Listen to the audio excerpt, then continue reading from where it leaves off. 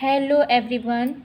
Today topic is activity based learning. जैसा कि आपको दिख रहा है कि एक्टिविटी बेस्ड लर्निंग आज का टॉपिक है। तो आज मैं आपको बताने वाली हूँ कि एक्टिविटी बेस्ड लर्निंग होती क्या है। मेरे हर वीडियो में मैं आपको कुछ ना कुछ एक्टिविटी ज़रूर करके बताती हूँ, कोई भी कॉन्सेप्ट लेने से पहले। तो एक्टिविटी मतलब होता है गतिविधियाँ जो हम करते हैं, गतिविधियाँ कोई भी कॉन्सेप्ट लेने से पहले, उस कॉन्सेप्ट क्लियर करने के लिए उससे पहले जो हम कार्य करते हैं उसको ही एक्टिविटी करते हैं। कुछ करने के द्वारा कैसे करने आओ करके सीखें तो उसे ही एक्टिविटी बोलते हैं। तो एक्टिविटी में राइम्स भी होती हैं, एक्टिंग भी होती है, स्टोरी भी टेलिंग होता है, रिडल्स भी होता है, गेम के थ्रू। ये सारी एक्टिविटी तो है जो हम दैनिक जीवन में करते हैं, वो सभी तो एक्टिविटी हैं। तो हम जो दैनिक जीवन में गतिविधियाँ करते हैं उस गतिविधियों को जो हमारे दैनिक जीवन में हमको दिखाई देती है, सुनाई देती है, जो हमारे आसपास के वातावरण में हमको दिखाई देती है, तो उन सब को रिलेट करके ही हमें बच्चों को ज्ञान देना है। और ऐसा ज्ञान देना है जिससे वो इंटरेस्ट ले उनमें उनमें जिज्ञासा उत्पन्न हो और वो और भी ज़्यादा सीखने की इच्छा करें। तो ये कैसे होगा, क्योंकि बच्चे बहुत छोटे हैं। तो बच्चे छोटे हैं तो वो सबसे ज़्यादा क्या करते हैं, उनको सबसे ज़्यादा क्या पसंद है, खेलना पसंद है। तो हम क्यों ना उनको जो उनकी जो लर्निंग है उनको क्यों ना इंटरेस्टिंग बनाया जाए। तो इसीलिए मेरा हमेशा ही मोटिव रहता है कि हम हमेशा पढ़ाई को एक्टिविटी बेस्ड लर्निंग पर ही आधारित करें। बस केवल हमने बच्चों को टेंस वंस लिख के नंबर्स यहाँ लिख दिया या काउंटिंग बता दी या एडिशन ऐसे पेन से हमने लिख दिया, यहाँ तक हमारा उद्देश्य पूरा नहीं होता है जब तक कि बच्चे का कॉन्सेप्ट ना क्लियर हो जाए। तो बच्चे का कॉन्सेप्ट क्लियर करने के लिए हमको बहुत से पहले से प्री प्लान करना पड़ता है कि आज हम कौन सा कॉन्सेप्ट ले रहे हैं, तो इससे बच्चे क्या लर्निंग, इनसे बच्चों को क्या आउटपुट मिलेगा या बच्चों को इससे क्या लर्निंग मिलेगी, क्या बच्चे इससे लर्न करेंगे, इससे क्या सीखेंगे। तो ये पहले एज अ टीचर, मदर, ये सबको सोचना चाहिए कि हम जो बच्चे बता रहे हैं वो कैसे बताएं और इनसे क्या बच्चों को क्या सीख मिलेगी। जैसे मैंने छोटे बच्चे हैं तो राइम्स बहुत ज़्यादा ज़रूरी होता है। राइम्स से क्या वोकैबुलरी डेवलपमेंट होगा, वो एक्टिंग करेंगे प्लस उसके साथ। और जो कभी कभी कुछ बच्चे दब्बू टाइप के होते हैं तो उससे जो दब्बूपना वो भी हट जाएगा और बच्चे बहुत इंटरेस्ट लेते हैं और देखने में कितना अच्छा लगता है ना उनको राइम्स बोलते समय और करते समय विद एक्शन। और फिर story should be must for pre primary classes, क्योंकि स्टोरी सुनना बच्चों को बहुत ज़्यादा पसंद है। जैसे कि हम लोग को स्टोरी सुनना बहुत पसंद है, अभी भी हम लोग सुनना पसंद है। छोटे बच्चों को तो कार्टून देखना बहुत पसंद है। स्टोरी में क्या कार्टून ही तो आता है, कार्टून में क्या स्टोरी तो आती है।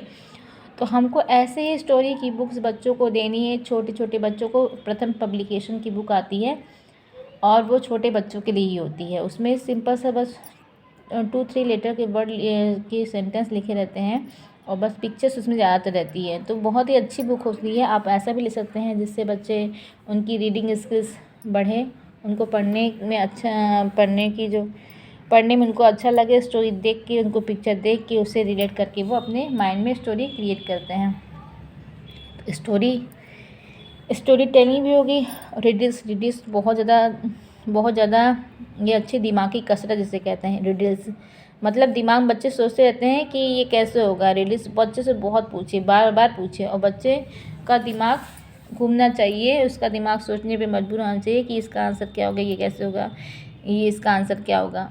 और गेम के थ्रू तो गेम तो एक्टिविटी होती है। गेम के थ्रू हम बच्चे को सिखाते ही, जैसे कि मैंने अभी एक्टिविटी के थ्रू मैंने अपने लास्ट वीडियो में मैंने आपको बताया था, मेरे पास सुपर मारियो से नंबर एडिशन सीखना, वो मेरे वीडियो में है। ऐसे ही मैंने बच्चों को सिखाया अपने कि फ्लोर पे मैंने उसके साथ यहाँ पर नंबर्स 1 से लेकर 10 तक लिख दिया। अब मैंने बताया उससे ये नहीं था कि नंबर लाइन एडिशन सिखा रहे हैं, उसको मैंने बोला कि सुपर मारियो गेम सिखा रहे हैं। अब उस सुपर मारियो गेम तो उसकी नज़र में सुपर मारियो गेम हो रहा है, बट हमारी नज़र में हम जो सोच रहे हैं उसको नंबर लाइन एडिशन आ जाए। अगर ऐसे सिखाते डायरेक्ट तो उसको इतना इजी वे में समझ में नहीं आता। तो हमको बच्चों के लेवल में जाके सीखना है ना। बच्चे हैं तो बच्चों के स्तर पे जाके, उसके लेवल में जाके कि उसको किस तरह से हम उसको सिखाते हैं, कितने आसान से आसान तरीके से सिखाते हैं जिससे वो समझ जाए। तो मैंने ऐसे ही किया और मैंने सुपर मारियो गेम लिया गेम उसका नाम लिया और सुपर मारियो गेम हमेशा जंप करता है। तो मैंने कहा कि वो जो नंबर पहले रहेगा उस पर जंप करेगा, फिर 2 मोर मतलब 2 नंबर और इसके बाद जंप करेगा। तो उसने क्या किया 0 से 6 पे जंप किया, इसके बाद 2 मोर तो 2 नंबर और फिर 8 इस आंसर आ गया। अब वो ऐसे ही करता था कि उसने मुझे दिया, हमने उसको दिया, ऐसे ही गेम होता रहा। फिर अब उसको जब कॉपी में देते हैं तो बिल्कुल इजी वे में करता है, उसको कोई प्रॉब्लम नहीं होती। क्यों नहीं प्रॉब्लम होती? क्योंकि यही चीज़ जो मैंने कॉन्सेप्ट लिया उसको मैंने गेम बना दिया, गेम के थ्रू मैंने समझाया। और जब बच्चे समझेंगे कि पढ़ाई नहीं है गेम है तो वो बहुत आसानी से उसको कर लेते हैं, बिल्कुल आसानी सीख जाते हैं। इसको बोलते हैं, मैंने इसको बताया सुपर मारियो गेम। अब उसको सुपर मारियो गेम ही समझता है, नंबर लाइन एडिशन उसको नहीं पता है कि नंबर लाइन एडिशन होता है। तो आपको बच्चों को उसी तरह सिखाना है जिससे बच्चे आसान से आसान भाषा में सीख जाएं और समझ जाएं। हमको कोई भी कॉन्सेप्ट लेने से पहले उसको किस तरह हमको खेल के द्वारा उसको समझाना है या हमको कोई उसको ऑब्जेक्ट दिखा के समझाना। कुछ चीज़ें होती हैं जिनको खेल के थ्रू नहीं समझाते हैं, दिखा के समझा सकते हैं। तो हमको जैसे साइंस का प्लांट्स एंड ट्रीज़ हो गया, हमको सिखाना है बच्चों को एक या वेजिटेबल सिखाना है। वेजिटेबल मेरा टॉपिक आया, वेजिटेबल हमको सिखाना है। तो घर में जो वेजिटेबल होते हैं आप पूछ सकते हैं बच्चों से कि घर में कौन कौन से वेजिटेबल आपके घर में, वो पूछ दें, कलर पूछ लिया आपने। इतनी एक्टिविटी हो गई है, सब एक्टिविटी तो हो रही है, आपने सब सिखा दिया बच्चों को। फिर आप बोलिए कि अगर आपके बगल में फार्म है कोई या बगल में खेत है तो आप खेत में बच्चों को विज़िट करा सकते हैं, दिखा सकते हैं। बच्चे ऑब्ज़र्व करेंगे चीज़ों को, जब ऑब्ज़र्व करेंगे तो उसके बाद वो, उनकी बच्चों को भी लिखना नहीं आता तो बच्चे उसकी केवल ड्राइंग बनाएंगे। और ड्राइंग बना के अगर बच्चे कुछ बड़े हैं लिख लेते हैं तो वो सेंटेंस लिखेंगे। अदरवाइज छोटे बच्चे हैं उन पे आपको ही लिखना है जो जैसा वो बोलते हैं। और जो भी बच्चे ड्राइंग बनाते हैं, जो भी, ये भी कलरिंग एक्टिविटी बहुत इंपॉर्टेंट होती है बच्चों में, कलरिंग एक्टिविटी।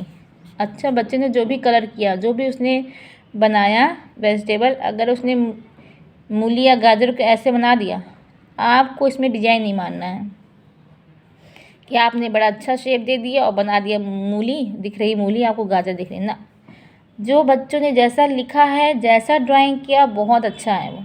आपको इसमें डिजाइन नहीं करना है, आपको उसको सही नहीं करना, क्योंकि बच्चा भी सीख रहा है, वो इतना अच्छा कहाँ बना पाएगा। तो जो बच्चे ने बहुत अच्छा है, बहुत सुंदर है, बस आपको सिंपल जो बता रहा है, जो देखा है उसने, जो ऑब्ज़र्व किया वहाँ पर, ये आपको बता रहा है, वो आपको लिखना है।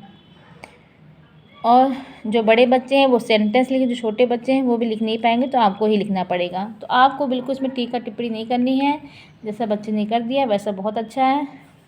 और तो ये सब एक्टिविटी होती हैं। अगर आप कैट बैट मैट पढ़ाना चाहते हैं तो ये एक्टिविटी है। एक सिंपल सा एक पेज ऐसे फाड़ लीजिए, एक ऐसा, और उसमें सिंपल से बड़े बड़े बैट, तो ये बैट को ऐसे लिख के यहाँ से डिवाइड कर दीजिएगा। बी अलग हो जाएगा, एट अलग हो जाएगा, तो यहाँ बी सी डी वाला अलग, तो बैट, ये बच्चा इसको ज्वाइन कर लगाएगा। ब एट बैट, क एट कैट, म एट मैट। तो ये बच्चे इसको क्या करेंगे, इसको जोड़ेंगे, इसको फाइंड आउट करेंगे कि बी है तो ऐड होगा, या एन लगा दिया इसकी जगह पे, तो ये ही तो एक्टिविटी हो गई। इसको ही एक्टिविटी बोलते हैं। जब हम कोई चीज़ कॉन्सेप्ट लेते हैं, उस कॉन्सेप्ट को करने से पहले हम जो क्रियाकलाप कराते हैं या जो गतिविधि कराते हैं, जो एक्टिविटी कराते हैं, वही हो एक्टिविटी बेस्ड लर्निंग, उसे ही बोलते हैं। और आपको भी ऐसी ही एक्टिविटी करानी चाहिए। और घर में जो चीज़ें हैं वो बच्चों को बतानी चाहिए, डेली रूटीन में लानी चाहिए। जो चीज़ें डेली रूटीन में हमारे जीवन में हैं, जो हम रोज़ के जीवन में इस्तेमाल करते हैं, बच्चों को बताना चाहिए। और इससे बच्चों का दिमाग बहुत ही क्रिएटिव माइंड वाले होते हैं बच्चे। और बच्चों को सीधे आप लीव्स 3-4 दे दीजिए और बच्चों को आप बिल्कुल भी उनसे कह दीजिए जो आपको बनाना बनाएं। तो कुछ बच्चे उसमें कलर करेंगे, कुछ बच्चे उसको दोना बनाएंगे। बच्चे बहुत क्रिएटिव माइंड के होते हैं, हमारी आपकी सीमा से परे होते हैं बच्चे। तो बच्चों को लेकिन फ्री कीजिए, बच्चों में टोका टोकी मत कीजिए, एकदम फ्री कीजिए। ऐसे मत बनाओ, वैसे मत बनाओ, ऐसे बिल्कुल नहीं करना है। बच्चों को फ्री कर दीजिए, बच्चे बनाएंगे, बहुत अच्छा बनाएंगे। और जो बनाए उनमें आप उनको अप्रिसिएट करिए, आप कहिए बहुत अच्छा बनाया। बिल्कुल भी नहीं डीमोटिवेट बिल्कुल बच्चों को नहीं करना है आपको। तो मैंने आपको लास्ट वीडियो में बेल एक्टिविटी बताई, मिरर एक्टिविटी बताई और साउंड एक्टिविटी बताई। ये सब एक्टिविटी होती है जो बच्चों के शारीरिक, मानसिक और बौद्धिक विकास में उनका सहयोग करती हैं। ये सारे ही जो एक्टिविटी होती हैं और इनसे बच्चे एंजॉय करते हैं। इन एक्टिविटी में बच्चे बोर नहीं होते हैं, बच्चे इंटरेस्ट लेते हैं और बच्चे बिल्कुल मज़े मज़े में ये सीख जाते हैं, उनको पता भी नहीं चलता है। जैसे डॉक्टर कभी कभी सुई लगाते समय बात करते करते सुई लगाता है, पता नहीं चलता इंजेक्शन लग गई है। तो सेम कंडीशन ऐसा ही है। तो आओ करके सीखें और प्रकृति के साथ सीखें, प्रकृति में रह के सीखें। और हमको एक्टिविटी बेस्ड लर्निंग ही हमको ये फॉर्मूला अपनाना चाहिए। जैसे मैंने कहा कॉन्क्रीट मटेरियल, फिगर और देन इसके बाद नंबर्स या अक्षर जो भी हैं उस पर आना चाहिए। पहले जो घर में चीज़ें हैं उनसे रिलेट करना चाहिए घर में। जैसे हमको का से कढ़ाई बताना है तो का से घर में कौन कौन सी चीज़ें रखी हैं, का से कौन कौन से, जैसे हमको का बताना तो का से घर में कौन कौन सी चीज़ें हैं, या स्कूल में कौन सी चीज़ें हैं, या क्लास में कौन सी चीज़ें हैं, या आपको कौन सी चीज़ दिखाई दे रही है यहाँ पर कलर में। तो ऐसे ही हमको कुछ ना कुछ activity, up down, opposite word activity, दुनिया भर की एक्टिविटी पड़ी है। बस आपको सोचना है, समझना है और बच्चों को करवाना है। तो आज आई होप आपको ये वीडियो बहुत पसंद आई होगी। तो आप भी ऐसे ही कराइएगा अपने बच्चों, बिल्कुल बर्डन मत डालिए। किताबी ज्ञान बिल्कुल नहीं देना है, किताबी ज्ञान से ऊपर, उनका दिमाग बहुत तेज है, किताबी ज्ञान से ऊपर उनको देना है। और थैंक यू। वीडियो ज़्यादा लंबी जाएगी तो thank you for watching this video. Next video किसी और सब्जेक्ट के साथ, किसी और टॉपिक के साथ आएंगे। Okay, bye bye and thank you so much.